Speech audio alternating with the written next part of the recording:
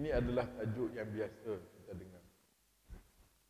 Orang kata, kalau setengah orang tu, tahu dah. Saya kata, tak payah sembang lah, tahu dah. Tuan-tuan, marilah kita melihat ayat-ayat Allah yang berkait dengan kurban dan udhiyah. Ayat-ayat Allah ini dia sentiasa segar. Orang kata apa? Apa istilah dia panggil apa? Evergreen istilahnya. Sentiasa segar, tuan-tuan. Sebab itu ayat-ayat Allah itu apabila kita baca, kita tak pernah puas. Apatah lagi apabila kita renung maknanya. Lebih-lebih lagi apabila kita menghayati pengajaran. Jadi tuan-tuan yang dirahmati Allah, dalam bahasa Melayu bila sebut korban itu adalah sesuatu yang kita kena habiskan atau kita kena lepaskan. Kalau melibatkan yang bernyawa, sesuatu yang terpaksa kita matikanlah. Maknanya sanggup matilah, orang kata sanggup berkorban. Kalau nyawa tu sanggup mati. Berkorban harta dan nyawa. Mana kalau harta tu kena lepaskan. Tuan-tuan, itu dalam bahasa Melayu. Tapi dalam bahasa Arab, perkataan korban itu adalah daripada perkataan qurb. Qurb, qarib. Qurb mana dekat. Jadi korban adalah ma yutaqarrab bihi ila Allah. Sesuatu yang dibuat untuk mendekatkan diri kepada Allah. Korban itu adalah sesuatu yang kita buat untuk kita nak mendekatkan diri kita kepada Allah. Tuan-tuan, dalam hidup ini tidak ada perkara yang lebih besar daripada kita mencari tempat di sisi Allah Ta'ala. Tuan-tuan, kadang-kadang kita nak kita ni ada tempat di sisi manusia. Kalau orang bekerja di sebuah syarikat, dia nak dia tu dikenali. Dia nak tu bos kenal dia. Dia nak dia ada tempat.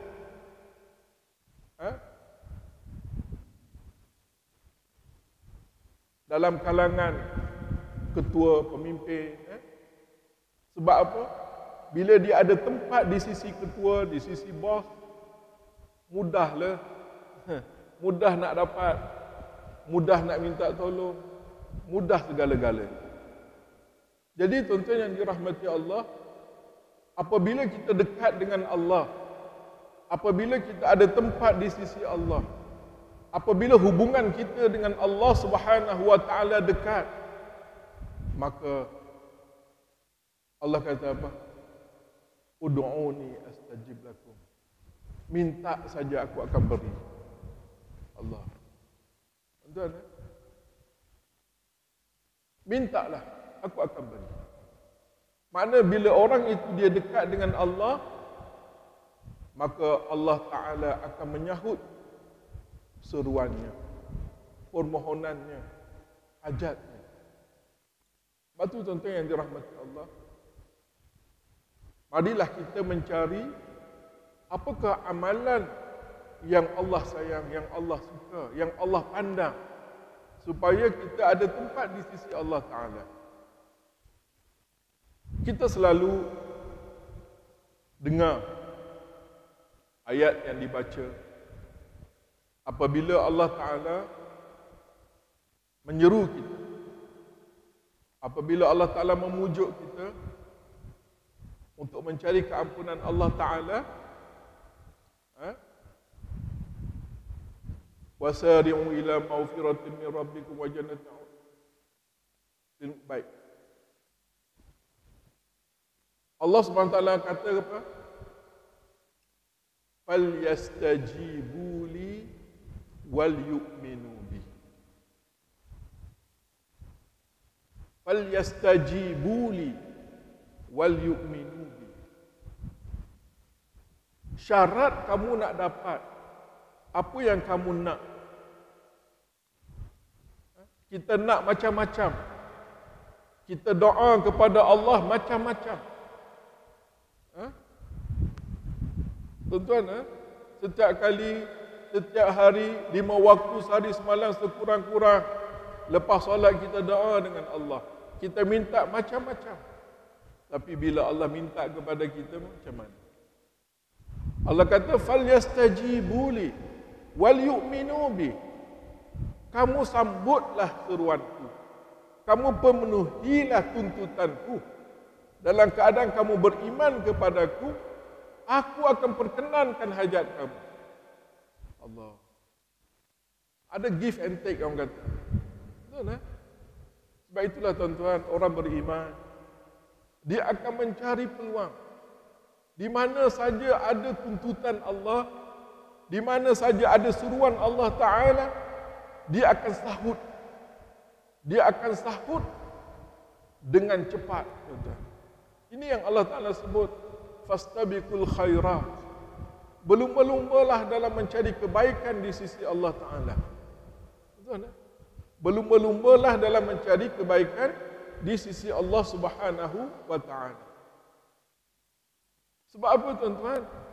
Setiap amal soleh yang kita buat, apabila kita menyahut seruan Allah, dengan kita melaksanakan tuntutan-tuntutan yang Allah Ta'ala tuntut kepada kita, kebaikannya kembali kepada kita. Pulangan manfaatnya balik kepada kita. Allah. Tentu yang dirahmati Allah Subhanahu wa Ta'ala. Jadi perkataan kurban adalah merupakan suatu perkataan yang merujuk kepada suatu amalan yang mana kita buat amalan kurban ini adalah untuk kita nak taqarrub ila Allah, kita nak mendekatkan diri kita kepada Allah Subhanahu wa Ta'ala. Tentu yang dirahmati Allah, kenapa saya nak sebut benda ni? Walaupun kita nak kurban sebulan lagi, kalau saya sebut esok nak raya kurban baru saya nak cerita, mungkin tak dan dah nak buat persiapan. Kalau sebulan ni orang kata dan lagi lah, gaji hujung bulan 6 ni, bolehlah buat korban. Orang kata kan, itu saya sebut awal. Ini sebagai targhib lah, sebagai nak merangsang kita. Contoh yang dirahmati Allah, kenapa saya sebut benda ini? Sebab bila kita jumpa ramai orang, kita dapat beberapa banyak respon. Saya bila datang bulan hampir nak masuk bulan kurban, kita akan menggalakkan masyarakat untuk melaksanakan ibadat kurban. Mengingatkan masyarakat, marilah kita buat ibadat kurban. Takut kita terlepas pandang, takut kita terlupa dalam kesibukan hidup kita ini. Dalam ramai-ramai orang tu, kita jumpa macam-macam. Ada yang kita jumpa, kita tahu dia orang yang kaya, dia orang yang berharta. Setakat nak buat kurban itu, orang kata apa, tak ada apalah. Tapi bila kita tanya, bang, jomlah kita buat kurban. Ada yang kata, nantilah. Betul, nantilah. Ada pula yang kata, tengoklah. Betul, Ada juga yang respon, tahun lepas buat dah Ustaz, tahun ni nak rehat tak? Betul, macam-macam responnya. Ada yang bersemangat, belum tanya lagi, dia dah tanya, Ustaz buat korban tak tahun ni? Allah ada. Ada kan orang yang bersemangat kan? Datuk, tahun ni masjid buat korban ke? Ada. Saya nak. Mana belum isytihar lagi, dah tanya dah. Itu orang yang apa? Orang yang mempunyai gairah dalam melakukan amal saleh. Betul, Ada orang buat no hands saja. Ini langsung tak ada respon. Dia buat no hands saja. Allahu Akbar. Disitulah kedudukan kita di sisi Allah Ta'ala. Tuan-tuan, apabila Allah panggil kita, kita terus menyahut seruan.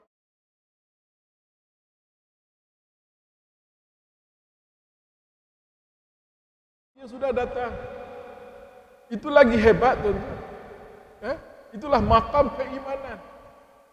Belum azan dia sudah sampai. Allahu Akbar. Itu orang yang hebat. Itulah nilai keimanan. Ada orang kena panggil baru dia datang. Kalau tak panggil tak datang.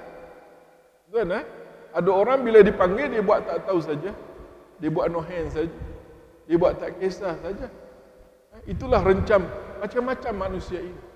Dan itulah sebenarnya hubungan kita dengan Allah Subhanahu wa taala. Tuan-tuan, kita nak tahu hubungan kita dengan Allah bagaimana? Adakah kita dekat dengan Allah ataupun kita jauh? Tuan, sebab itu kalau kita lihat ayat Allah Subhanahu wa taala dalam surah Al-Anfal itu, orang yang beriman itu orang yang bagaimana? Innamal mu'minuna alladzina idza dzukirallah, bila sebut saja nama Allah, wajilat qulubuhum, gemetar hatinya. Sebut Allah saja gemetar hati. Itu melambangkan keimanan di dalam diri. Tuan, apatah lagi bila berhadapan dengan arahan Allah Subhanahu wa taala. Dan inilah tuan-tuan, kalau kita lihat para sahabat Nabi sallallahu alaihi wasallam, Allahu Akbar. Bila datang saja seruan Allah Subhanahu wa taala, tuntutan Allah, mereka berlumba-lumba untuk melaksanakan. Tuan, itulah cermin kepada keimanan kita.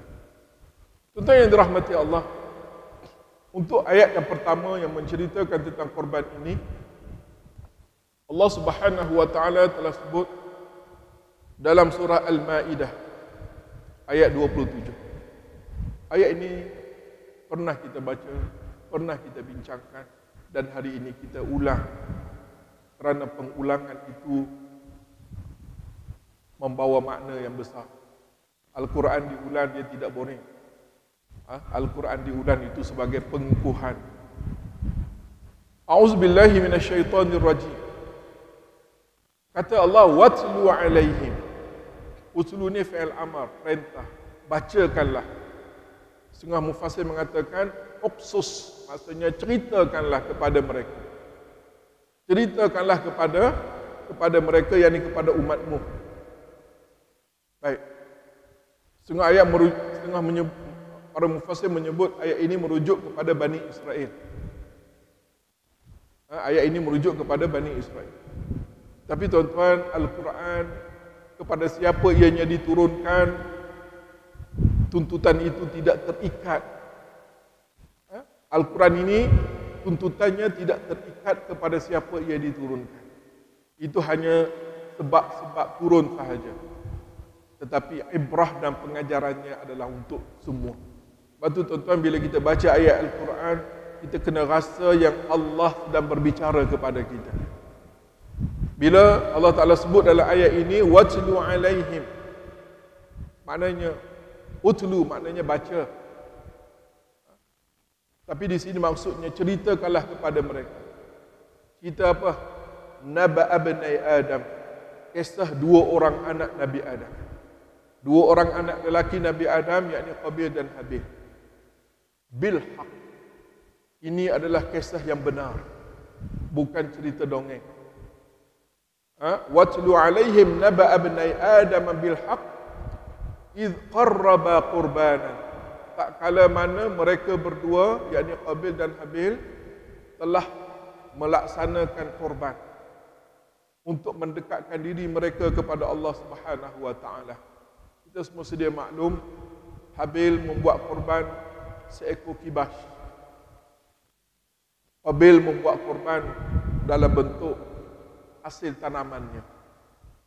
Tuan-tuan, fatuqabbala min ahadihima wa lam yutaqabbal min al-akhar. Maka telah diterima daripada salah seorang, iaitu daripada Habil. Wa lam yutaqabbal min al-akhar.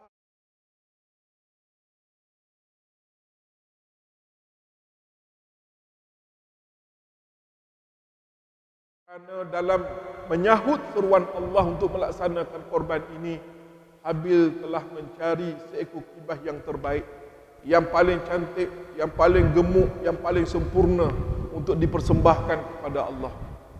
Sebab apa? Sebab nak mencari redha Allah Ta'ala. Adapun Qabil, dia buat korban juga, tapi dia mencari hasil tanaman yang tak elok, hasil tanaman yang rosak, untuk dijadikan sebagai korban. Maka korbannya tidak diterima oleh Allah Subhanahu wa Ta'ala. Lepas tu tuan-tuan, begitulah juga kita hari ini. Dalam melaksanakan korban ini tuan-tuan, jangan buat hanya sekadar buat. Tuan-tuan, Allah. Kita, kalau kita boleh buat analogi mudahlah saja. Bila kita nak bagi sesuatu kepada orang yang ada pangkat dan kedudukan, kita nak bagi hadiah kepada raja, ni ulang tahun yang di Pertuan Agong, nak bagi hadiah ni. Takkan nak bagi hadiah beli pasar malam, takkan nak beri hadiah beli kedai RM2. Mestilah beri hadiah yang paling baik, yang paling mahal, yang paling elok, yang tak ada cacat.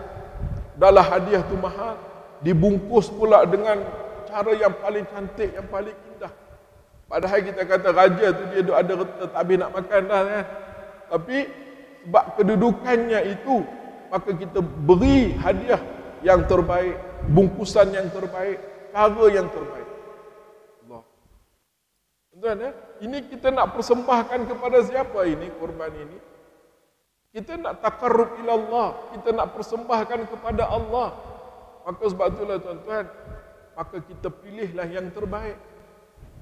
Saya kadang malu tuan-tuan bila kita tengok Bangla yang mari negara kita, Bangla yang miskin, sanggup bergadai nyawa mari negara kita nak mencari sesuatu rezeki. Tapi tuan-tuan, bila dia nak buat korban, tuan-tuan tahu tak? Bila dia pergi cari lembu untuk buat korban, tuan-tuan, dia cari lembu yang paling gemuk, lembu yang paling mahal untuk dibuat korban. Allah. Pasal apa tuan-tuan? Sebab dia faham dan dia yakin.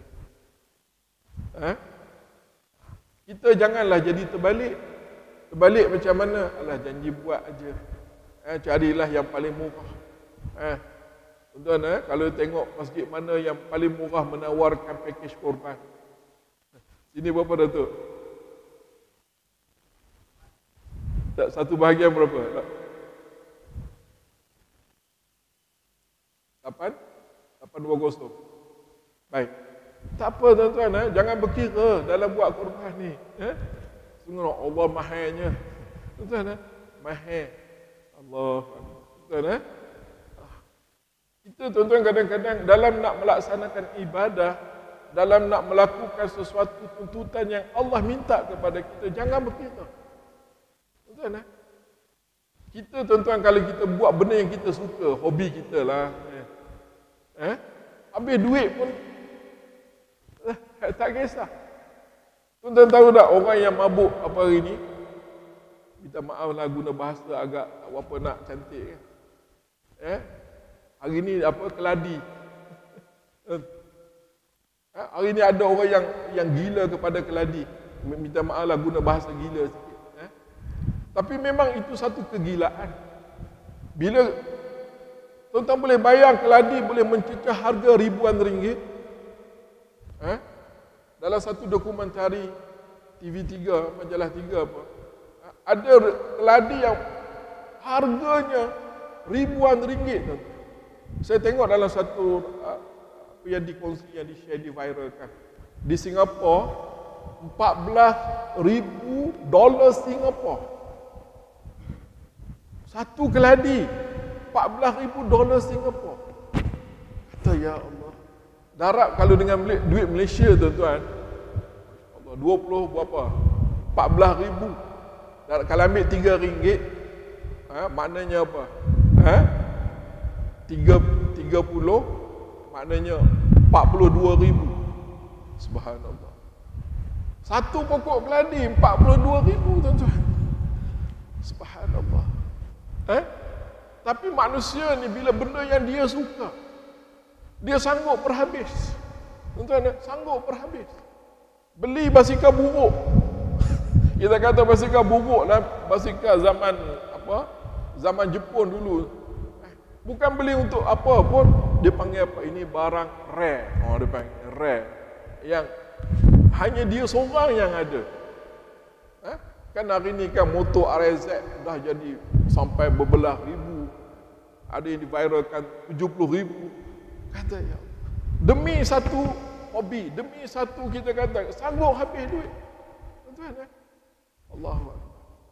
Modified kereta, aksesori kereta beribu, tukar rim saja 4-5 ribu. Tak berkira tuan-tuan. Tak berkira. Tapi dalam nak melakukan amal ibadah kepada Allah, nak persembahkan kepada Allah Ta'ala, berkira mahalnya. Allahu Akbar. Di mana keimanan kita di sini? Subhanallah. Saya bukan cakap kat tuan-tuan ni, saya cerita ni, ini senario yang berlaku hari ini. Untuk kita renung bersama. Bagaimana manusia untuk memenuhi hobi dia, apa yang dia suka, dia sanggup berhabis. Dia sanggup berhabis. Tapi dalam nak menyahut seruan Allah, nak melaksanakan ibadah kepada Allah, mendekatkan diri kepada Allah, jadi berkira. Nantilah, tengoklah. Tahun lepas buat dah, tahun ni rehatlah. Kan? Allah. Sedangkan Nabi SAW menyebut, mengatakan ittaqun nar walau bisyiqqi tamrah. Ittaqun nar maksudnya apa? Takutlah kamu daripada azab api neraka dengan kamu melakukan amal soleh kebaikan walaupun dengan sebelah buah tamar.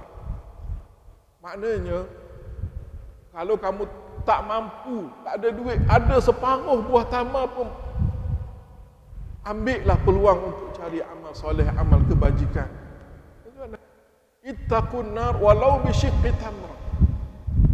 Walaupun dengan separuh buah tamar. Kita ada sebiji je buah tamar, duit tak ada, maka belah dua. Ya, ambillah separuh, saya separuh. Nak dapat pahala sedekah. Tuan-tuan, Jadi tuan-tuan yang dirahmati Allah Subhanahu wa taala. Balik kepada ayat tadi, bagaimana dalam melaksanakan korban itu, ada korban yang diterima, ada korban yang tak diterima. Tuan-tuan, kalau kita buat korban dalam keadaan kita, orang kata apa? Buat korban tapi buat dalam keadaan janji buat je lah. Tuan-tuan, agak-agak Allah nak pandang ke korban kita. Tuan-tuan, subhanallah. Jadi bila kita nak bersembah kepada Allah, buatlah yang terbaik, tuan-tuan, buatlah yang terbaik. Dan tuan-tuan, mungkin masjid ada had lah. Saya difahamkan 8 ekor kan. 8 ekor kerana kapasiti, orang kata tenaga kerja nak buat, mungkin terbatas. Saya difahamkan kadang-kadang tu banyak sangat daging tak tahu nak bagi kat siapa. Masya Allah. Tuan-tuan, nak ceritanya mewahnya kita ni, tak tahu nak bagi kat siapa daging. Subhanallah. Tuan-tuan, dan korban ni tuan-tuan wajib kena bagi pada fakir miskin. Tuan-tuan, bagi banyak tak apa. Tuan-tuan, bagi banyak lebih baik. Tuan-tuan, budaya kita bila bagi pada fakir miskin, mungkin bagi, kalau kita buat korban tu, tuan-tuan, bagilah besar tapak tangan pada fakir miskin. Hak lain tu, dia pesta makan daging, supnya, air asamnya, macam-macam lah, bakarnya, pesta makan daging. Kenduri sakan dia makan daging. Bagi pada fakir miskin, secok Allahu Akbar. Sedangkan Nabi SAW buat macam mana tuan-tuan? Nabi ambil besar tapak tangan saja untuk makan dengan Sayyidatina Aisyah. Selebihnya Nabi sedekah pada fakir miskin. Maknanya ma baqiya illa hadha. Mana bila Nabi balik tanya, ya Aisyah, ma baqiya lana, apa yang ada lagi, apa sisa yang baki untuk kita? Jadi Aisyah tunjuk, inilah yang baki. Nabi kata apa? Ya Aisyah, apa yang kamu beri kepada orang miskin tadi itu yang kekal untuk kita. Yang kita nak makan ni yang akan jadi najis. Ma'at'amta faqad ablait. Maknanya apa yang kita makan itu yang akan jadi najis. Nabi perbetulkan apa ni salah faham Sayyidah Aisyah. Dia kata, ya Rasulullah, ma baqiya lana illa had. Pada tak tinggal apa melainkan ni saja. Nabi kata, tak Aisyah, yang kita sedekah ke orang itulah yang kekal untuk kita di hari akhirat. Ia akan menanti kita ganjar. Yang kita makan ni yang akan jadi najis habis. Subhanallah. Tuan-tuan, jadi tuan-tuan, daging korban ni beri, sedekahkan sebanyak mungkin. Jadi tuan-tuan yang dirahmati Allah Subhanahu wa taala, sebab itulah tuan-tuan, dalam kita melaksanakan ibadah korban ini, ayat tadi sambung, apabila korban habis tak diterima, apa berlaku kepada dia? Dia dengkilah. Maka dia kata apa? Qala la aqtulannak, aku akan bunuh kamu. Aku akan bunuh kamu. Sebab korban dia tak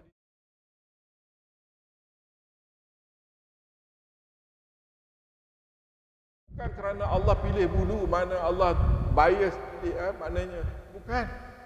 Tetapi Allah terima, qala innama yataqabbalu Allahu minal muttaqin. Hanya saja innama adatul has, spesifik. Hanya saja Allah akan terima korban daripada siapa? Al-muttaqin, orang yang bertakwa kepada Allah Subhanahu wa taala. Orang yang bertakwa ni orang yang menjunjung perintah Allah dengan penuh keikhlasan. Orang yang menyahut seruan Allah Taala, apa yang disuruh dibuat, apa yang dilarang ditinggalkan. Innama yataqabbalu Allahu minal muttaqin. Allah hanya terima korban orang yang bertakwa. Jadi tuan-tuan yang dirahmati Allah Subhanahu wa taala. Kemudian ayat yang kedua yang saya nak kongsikan dengan tuan-tuan pada pagi ini, yang berkait dengan korban juga, adalah ayat daripada surah Al-Hajj ayat 34. Firman Allah Subhanahu wa taala, "Wa likulli ummatin ja'alna mansakan." Bagi setiap umat. Maknanya setiap umat Nabi, Allah Ta'ala jadikan bagi mereka ada ibadat korban. Ja'alna mansakan. Mansak, dia merujuk kepada nusuk. Nusuk ni maknanya ada dua maksud. Satu, nusuk bermakna ibadah. Yang kedua, nusuk bermakna korban. Bila kita baca dalam doa iftitah tu kan, inna salati wa nusuki, diterjemahkan sesungguhnya salatku dan ibadatku. Nusuk juga boleh diterjemah sebagai korban. Sembelihan korban itu. Juga membawa maksud nusuk secara spesifik dan juga membawa maksud umum, ibadat umum. Jadi, walikulli ummatin ja'alna mansakan. Setiap umat para nabi ada syariat korban. Maknanya korban ini bukan baru umat Nabi Muhammad. Bahkan daripada Nabi Adam, korban, dan tuan-tuan tahulah korban yang paling hebat adalah korban Nabi Allah Ibrahim AS. Korban Nabi Allah Ibrahim AS yang Allah Ta'ala sebut dalam surah As-Saffat. Tuan-tuan tahu ayat tu, bagaimana Allah Subhanahu wa Ta'ala telah dalam bentuk mimpi saja, tuan-tuan. Tuan-tuan, kita kalau dapat mimpi sembelih anak, dapat mimpi sembelih anak, ngabuk ni. Tapi Nabiullah Ibrahim alaihissalam, falamma balagha ma'ahu as-sa'i, apabila sampai umur anak dia tu umur yang dia boleh minta tolong, maknanya umur, kita kata umur belasan tahun, kita boleh minta tolong anak tu. Falamma balagha ma'ahu as-sa'i qala ya bunayya inni ara fil manam anni azbahu. Ayat ni selalu dibaca. Tuan-tuan tahu Nabi Ibrahim dapat anak pada usia 90-an. Umur 90 lebih baru dapat anak. Tuan-tuan boleh bayang tak perasaan kasih sayang seorang ayah kepada anak yang setelah kahwin 90 tahun baru dapat anak. Anak lelaki pula tu baru dapat anak, Allah kata apa? Hantar dia, bawa dia ke satu lembah yang gersang.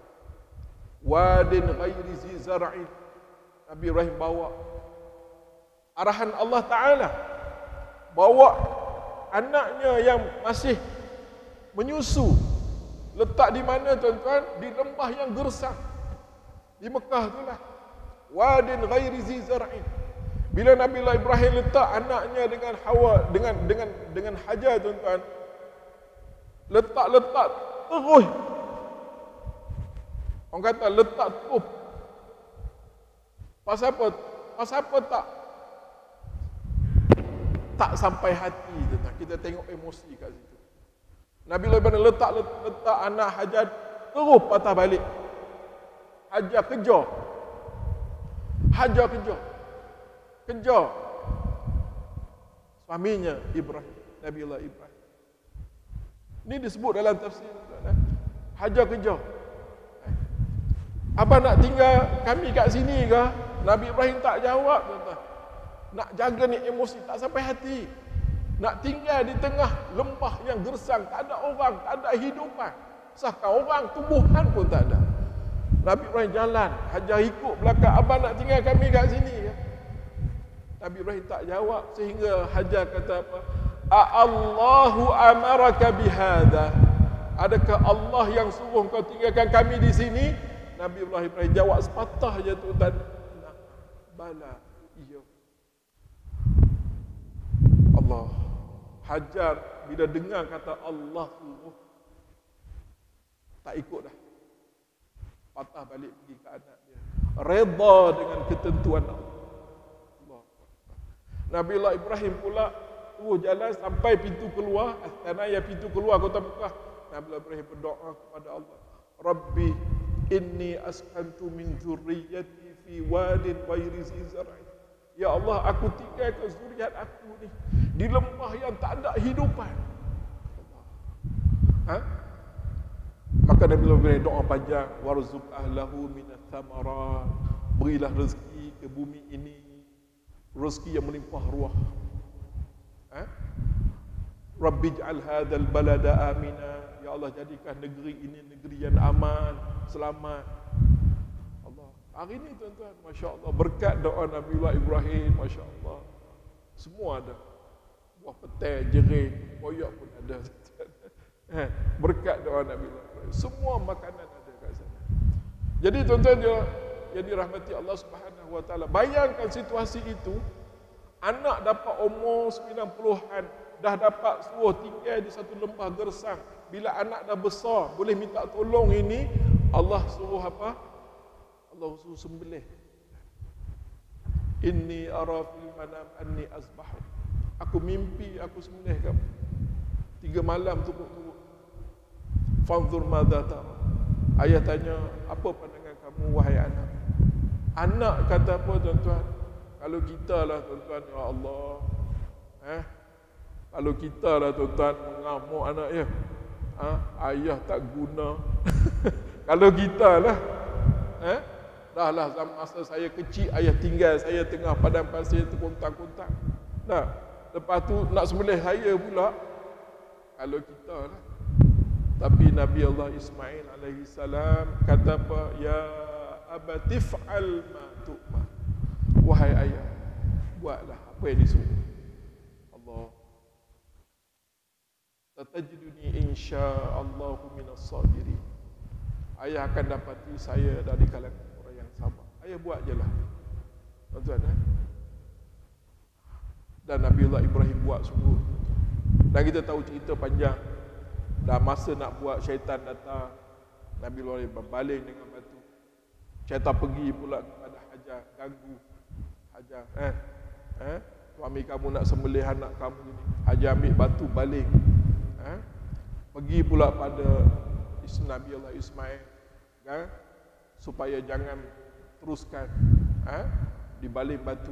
Itu yang jadi melontar hajar aswad itu dalam amal ibadat haji itu dan syiar itu. Tuan-tuan, batu bila kita buat itu kita merasailah. Ni orang dah mula nak pergi haji hari ni, flight pertama rasanya. Flight pertama hari ni. Ada sahabat dapat pergi, masya-Allah. Jadi satajiduni insya-Allahu minas sabirin. Tuan-tuan, jadi tuan-tuan, bagaimana akhirnya bila dah dilaksanakan semua, Allah Ta'ala kata, laqad saddaqta ru'ya ya Ibrahim. Engkau telah membenarkan mimpi, mana engkau buat sungguh. Maknanya kami uji kamu. Nabtalikum. Kami uji kamu, tapi kamu buat sungguh. Tuan-tuan, wa idzibtala Ibrahim rabbuhu bikalimatin fa'atammaha. Ingatlah tak kala Allah Ta'ala menguji Nabi Allah Ibrahim dengan arahan-arahan Allah yang dahsyat, tuan-tuan, sangat dahsyat. Tapi fa'atammaha, semuanya disempurnakan, semuanya dilaksanakan. Lepas tu tuan-tuan, Allah tak suruh kita sembelih anak, Allah tak suruh kita, orang kata apa, Allah tak minta banyak mana pun, tuan-tuan, sekali seumur hidup, sekali setahun saja Allah minta kita buat korban. Lepas tu tuan-tuan, jadikanlah ibadat korban ini target satu keluarga satu korban, satu keluarga satu korban.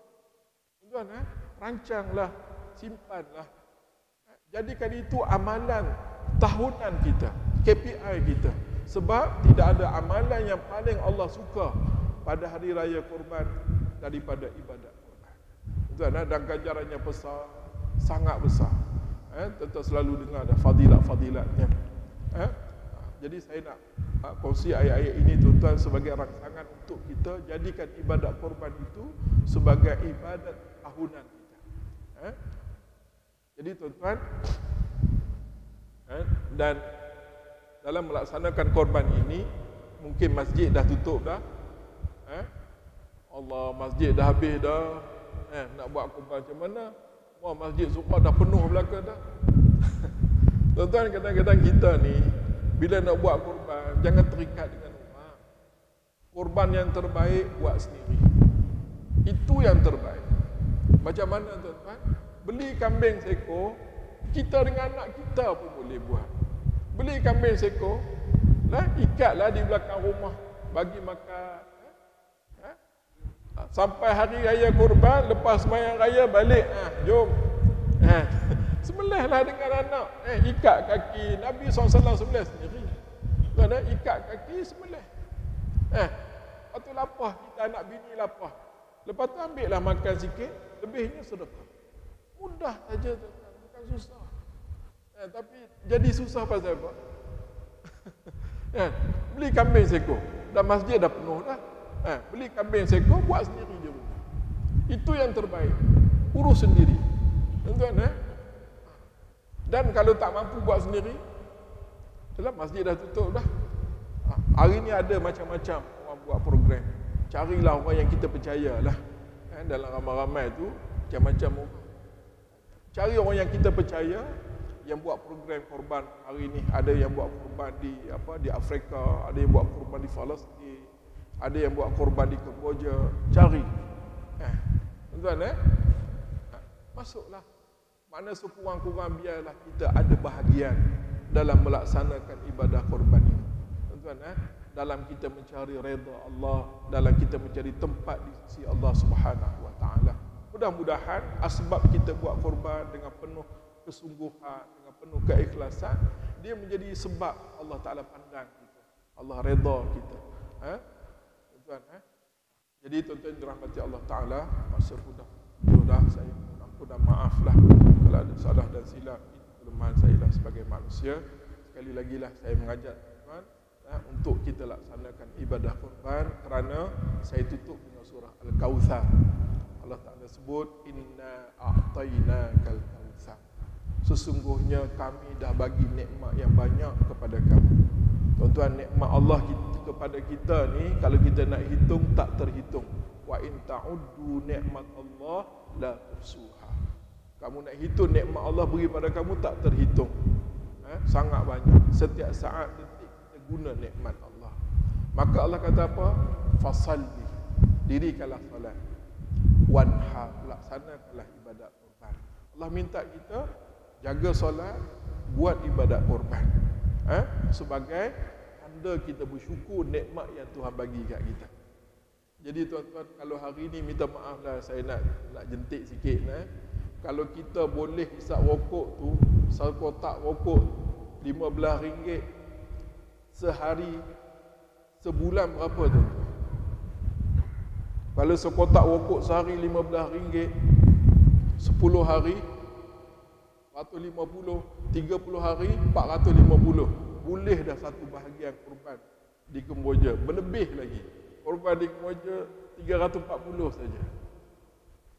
Tuan-tuan, nak jawab apa di hadapan Allah Ta'ala? Kalau kamu boleh beli rokok, nak buat korban kamu berkira. Nak jawab apa di hadapan Allah Ta'ala? Tuan-tuan, minta maaf lah, jangan orang yang merokok minta maaf lah. Ini cabaran lah. Jadi tuan-tuan dirahmati Allah Ta'ala, jadi janganlah kita berkira dalam kita mencari redha Allah Ta'ala. Mudah-mudahan Allah rahmati kita, mudah-mudahan Allah Ta'ala berkati amalan kita insya-Allah. Jadi apa maaf salah dan silap, yang baik daripada Allah.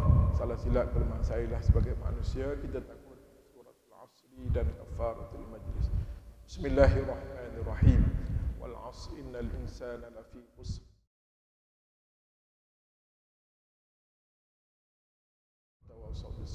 Subhanakallahumma wa bihamdika asyhadu an la ilaha illa anta astaghfiruka wa atubu ilaik.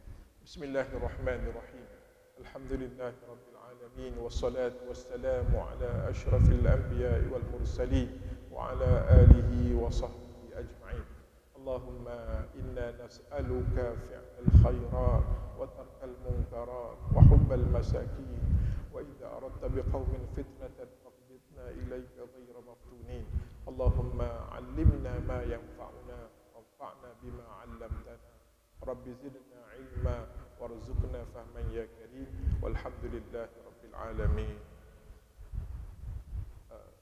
Iklanlah sikit bagi siapa yang berhajat untuk buat korban, yang dah tak ada tempat dah, bolehlah kalau nak buat korban dengan saya, satu bahagian 340. Saya bawa korban ni di Kemboja. InsyaAllah tahun ni kami akan ke sana, dan saya buka sampai 2 hari bulan Julai. 2 hari bulan Julai. Siapa yang berhajat. Wallahu a'lam.